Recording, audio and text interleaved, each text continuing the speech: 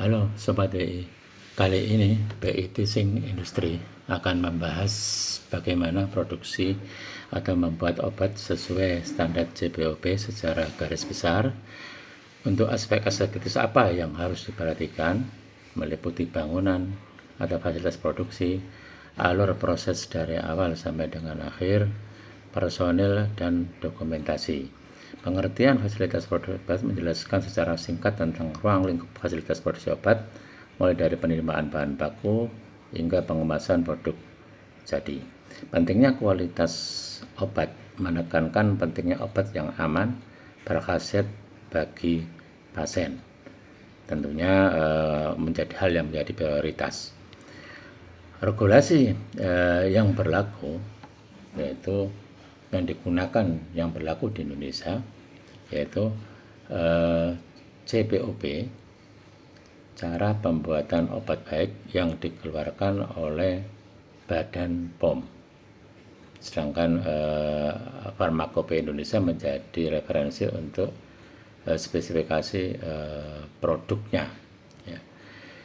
Kemudian persyaratan umum fasilitas produksi. Yang pertama, lokasi, kriteria lokasi yang sesuai dengan jauh dari sumber pencemaran, kemudian tata letak, desain tata letak yang memadai untuk meminimalkan kontaminasi silang dan mendukung alur produksi yang efisien.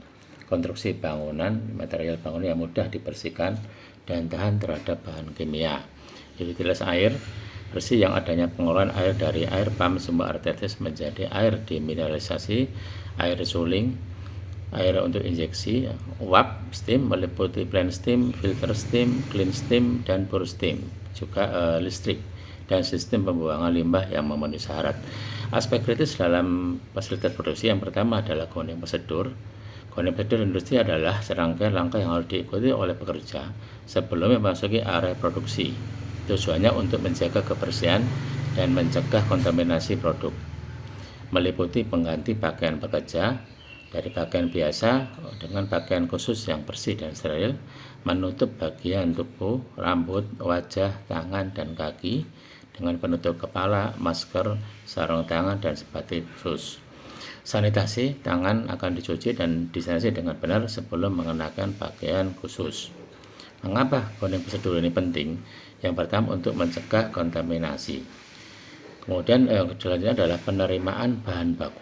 Prosedur penerimaan dan penyimpanan bahan baku memastikan bahwasanya dokumen supplier, surat jalan, dan COA sesuai dengan fisik bahan baku dan dokumen PO-nya.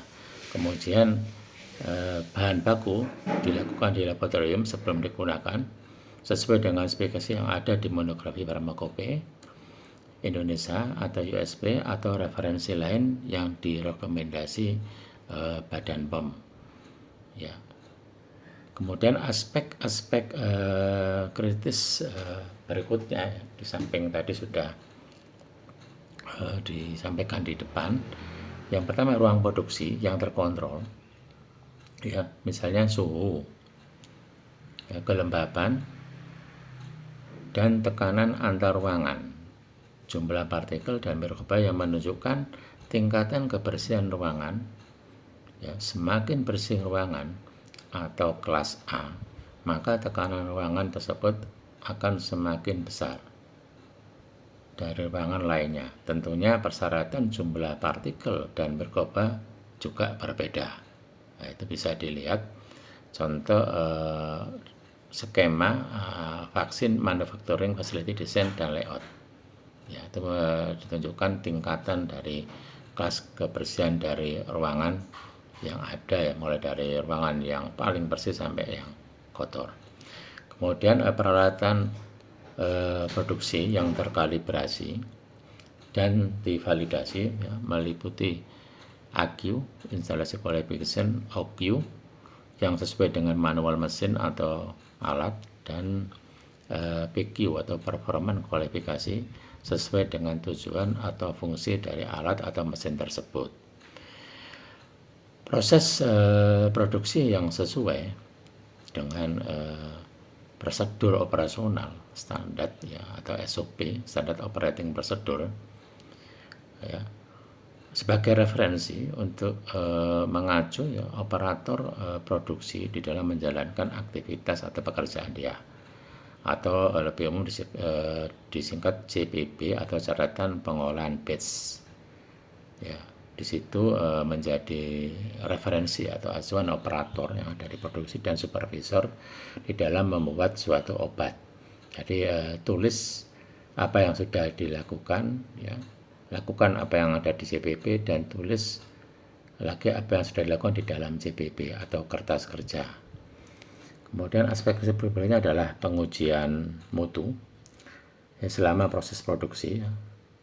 Yang dimaksud adalah in process control, meliputi uji parameter fisik dan uji apa yang ada di laboratorium sesuai dengan spesifikasi produk jadi yang sudah ditetapkan.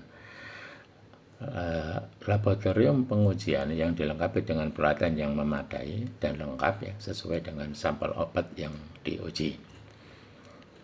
Jadi proses in process control dilakukan oleh operator produksi dan petugas QC yang ada di lapangan atau di shop floor.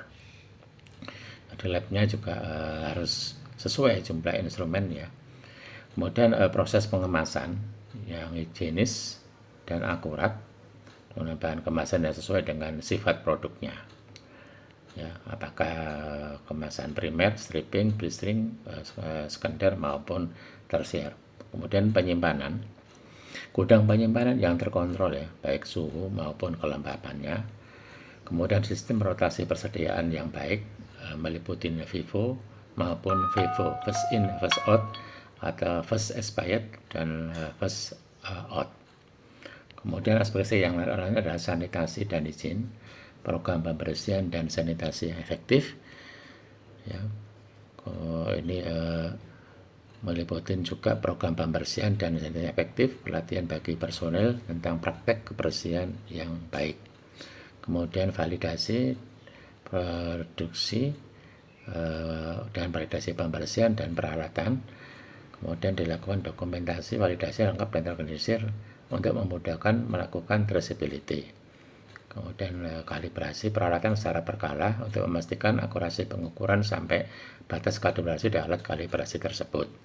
Kemudian dokumen yang lengkap dan akurat misalnya SOP, batch record dan laporan pengujian, sistem manajemen dokumen yang terorganisir, pelatihan personel, ya, pelatihan yang berkelanjutan bagi seluruh personel yang terlibat di dalam produksi obat ya. Kemudian keamanan dan kesehatan kerja, penyediaan alat pelindung diri yang sesuai, dan program keselamatan kerja yang efektif. Dan yang terakhir, demikian apa yang bisa saya sampaikan berkaitan dengan gambaran umum produksi obat sesuai dengan CPOP dan aspek-aspek kritis yang perlu diperhatikan. Semoga bermanfaat.